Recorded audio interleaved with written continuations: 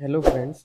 आज की वीडियो में हम रेस्पिरेटरी सिस्टम की एग्ज़ामिनेशन के बारे में बात करेंगे। सबसे पहले हम जनरल असेसमेंट देख लेते हैं कि सबसे पहले पेशेंट आता है तो उसमें क्या क्या चीज़ें हमें जनरली देखना चाहिए। ऑडिबल वीज़ या स्ट्राइडर तो नहीं है उसके अंदर, यानी कि हमें ऐसे ही सुनाई दे रहा है वीज़ की आवाज़ या स्ट्राइडर की। ये आप जानते होंगे कैसा साउंड होता है, वीज़ सीटी की तरह आवाज़ आती है। सीओपीडी के पेशेंट में ऐसा सुनाई दे सकता है, किसी ऑब्स्ट्रक्शन के नतीजे में भी हो सकता है, ऑब्स्ट्रक्टिव डिजीज़ की वजह से होगा। ठीक है। वॉइस उसकी जो है सुनेंगे जब हम बात करेंगे तो वो आवाज़ उसकी कैसी है, कहीं भारी तो नहीं, हॉर्सनेस तो नहीं है। हॉर्सनेस लारिंजाइटिस की वजह से हो रही है, ये वायरल इन्फेक्शन की वजह से भी हो सकती है। और अगर ये क्रोनिक है तो लैरिंग्स में जो है कोई मास भी हो सकता है, मैलिग्नेंसी भी हो सकता है बन रही हो। ठीक है, ऐसा भी पाया जा सकता है अगर ये क्रोनिक डिजीज़ है। यूज़ ऑफ एसेसरी मसल्स, क्या वो कहीं एसेसरी मसल्स को तो नहीं इस्तेमाल कर रहा है, स्टेर्नोमास्टोइड मसल का इस्तेमाल कर रहा है। ठीक है, खींच के सांस ले रहा है, एसेसरी मसल का इस्तेमाल अगर कर रहा है तो ये ब्रेथलेसनेस को बता रहा है, यानी कि सांस उसकी जो है तकलीफ़ हो रही है। तो ये भी किसी सीओपीडी की वजह से हो सकता है और कोई रेस्पिरेटरी डिसऑर्डर की वजह से ऐसा हो रहा है, सांस लेने में तकलीफ़ हो रही है। पर्स्ड लिप ब्रीथिंग, ये क्या होता है कि सांस लेते तो नाक से हैं मुंह बंद करके, और जब सांस छोड़ते हैं, एक्सपायर करते हैं, एक्सपिरेशन करते हैं, तो उस दौरान क्या होता है, होंठ को सीटी की तरह बना लेते हैं। जैसे हम लोग सीटी जब कोई मारता है सीटी, तो उस तरह से होंठ बंद करके हल्का सा बीच में गैप करके बाहर निकालते हैं। ये भी बता रहा है, उसमें इनको आराम मिलती है पेशेंट्स को ऐसा करने पर। तो ये सीओपीडी को बता रहा है, सीओपीडी पेशेंट में ऐसा हो सकता है। फिर देखेंगे बॉडी को, उसको साइनोसिस तो नहीं दिख रही है, पैलर तो नहीं है। ठीक है, और क्या कहते हैं, लिम्फ नोड्स को भी हम चेक करेंगे, स्वेलिंग पूरा लिम्फ नोड्स को, कि कहीं पर स्वेलिंग तो नहीं है। किसी भी मैलिग्नेंसी की वजह से हो सकता है, टीबी की वजह से हो सकता है, एक्यूट इन्फेक्शन की वजह से हो सकता है। और फिर देखेंगे उसके tobacco staining of the fingers. ये क्या होता है कि फिंगर्स में अगर जैसे जो सिगरेट वगैरह ज़्यादा पीते हैं तो वो सिगरेट पकड़ने की जगह पे, जहाँ पे उंगली, दो उंगलियों के बीच में जो स्पेस होती है, जो उंगलियों के, वो उन उंगलियों में जो है येलोइश कलर का जो है ना डिस्कलरेशन ऐसा आ जाता है उसको, उस टोबैको के लगने की वजह से बार बार। तो ऐसा भी देख सकते हैं, इससे ये पता चलेगा कि ये स्मोकर है। अब हम हैंड्स को एग्ज़ामिन कर लेते हैं। हैंड्स में क्या देखेंगे, क्लबिंग तो नहीं है, पैलर तो नहीं है, साइनोसिस तो नहीं है, ट्रेमर्स तो नहीं है, फ्लैपिंग ट्रेमर्स है, कहीं हैंड्स तो वार्म तो नहीं है, गर्म गर्म तो नहीं बहुत ज़्यादा है, पल्स रेट तो नहीं बढ़ी हुई है, या फिर सिस्टोलिक ब्लड प्रेशर तो नहीं घट गया है। जैसे कि अगर क्लबिंग है, क्लबिंग आपको देखने को मिल सकती है क्रोनिक डिजीज़ में, जैसे कि कार्सिनोमा है, पल्मोनरी फाइब्रोसिस है, ब्रोंकिएक्टेसिस है, लंग्स एब्सेस है, या फिर प्लूरल एम्पाइमा की सूरत में भी क्लबिंग देखी जा सकती है। पैलर पैलर है अगर, तो ठीक है, ये भी रेस्पिरेटरी डिसऑर्डर को बताता है। साइनोसिस तो नहीं है, ठीक है, ऑक्सीजन की कमी की वजह से हो जाता है। और ट्रेमर्स क्या है, ट्रेमर्स अगर हैं, ट्रेमर्स क्या होता है कि हाथ इस तरह से कपकपाते हैं, तो ये कभी कभार क्या होता है कि बीटा टू एगोनिस्ट के यूजेस से भी हो जाता है। बीटा टू एगोनिस्ट में जैसे कि सल्ब्यूटामॉल बहुत ज़्यादा यूज़ होती है, तो वो उसके यूज़ की वजह से भी ट्रेमर पैदा हो सकते हैं। अगर फ्लैपिंग ट्रेमर है, फ्लैपिंग ट्रेमर क्या होता है कि हाथ पीछे ऐसे किया जाता है पेशेंट का, और कहा जाता है कि ऐसे करो, अगर उसके अंदर ट्रेमर होगा तो ये ऐसे ऐसे आगे की तरफ कांप के आगे चला जाएगा, ऐसे पीछे इतने पर रुका नहीं रहेगा, आगे चला जाएगा। ये फ्लैपिंग ट्रेमर कहलाता है। ये किस वजह से होता है, CO2 की रिटेंशन की वजह से होता है, और भी रेस्पिरेटरी डिसऑर्डर की वजह से हो सकता है। तो CO2 अगर रिटेंशन वहाँ पे हो रहा है तो फ्लैपिंग ट्रेमर हमें देखने को मिलेगा। अगर हाथ गर्म है तो CO2 रिटेंशन की वजह से गर्म हो सकते हैं। पल्स रेट कब बढ़ती है, पल्स रेट क्या होता है कि कभी कभार अस्थमा अटैक, अगर सीवियर अस्थमा अटैक है, सिग्निफिकेंट है, तो उस कंडीशन में सीवियर इंस्पिरेटरी एफर्ट की वजह से जो है पल्स रेट बढ़ जाती है। ठीक है, और सिस्टोलिक ब्लड प्रेशर घटता है इसी अस्थमेटिक अटैक में। ठीक है, सिस्टोलिक ब्लड प्रेशर घट सकता है।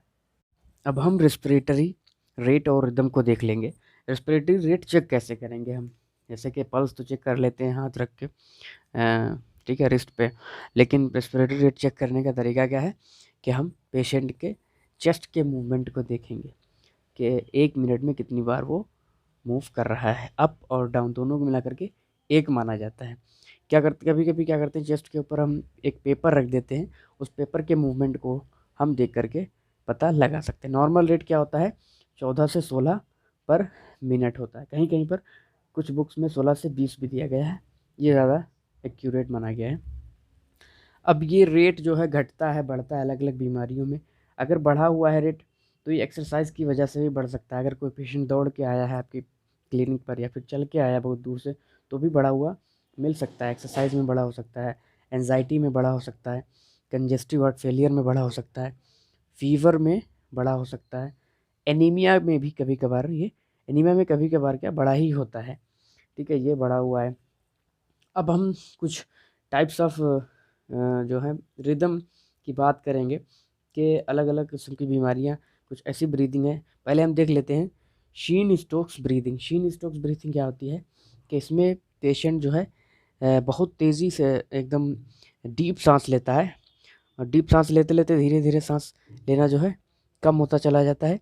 यानी कि डीपनेस कम हो रही लेकिन रैपिडिटी है, तेज़ सांस ले रहा है और हल्की ले रहा है। पहले ऐसे ले रहा था, इसके बाद क्या होगा, धीरे धीरे कम होती चली जाएगी, फिर थोड़ी देर के लिए पॉज भी हो सकता है, फिर उसके बाद फिर से यही पैटर्न फॉलो हो सकता है, एक साइकिल बन जाती है। ठीक है, इसके होने की क्या वजह हो सकती है, cardiac failure, narcotic poisoning, narcotic drug poisoning की वजह से हो सकता है, मेनिंजाइटिस में भी ऐसा हो सकता है, यूरेमिया की कंडीशन में भी ऐसा हो सकता है। ठीक है, अब हम कोसोमॉल्स ब्रीथिंग देखेंगे। कोसोमॉल ब्रीथिंग क्या होती है कि ये डीप और रैपिड ब्रीदिंग को कहते हैं। जब पेशेंट बहुत ही डीप और रैपिड ब्रीदिंग करता है, जैसे कि मतलब नॉर्मल ब्रीदिंग तो हम ऐसे लेते हैं, लेकिन इस कंडीशन में क्या होगा,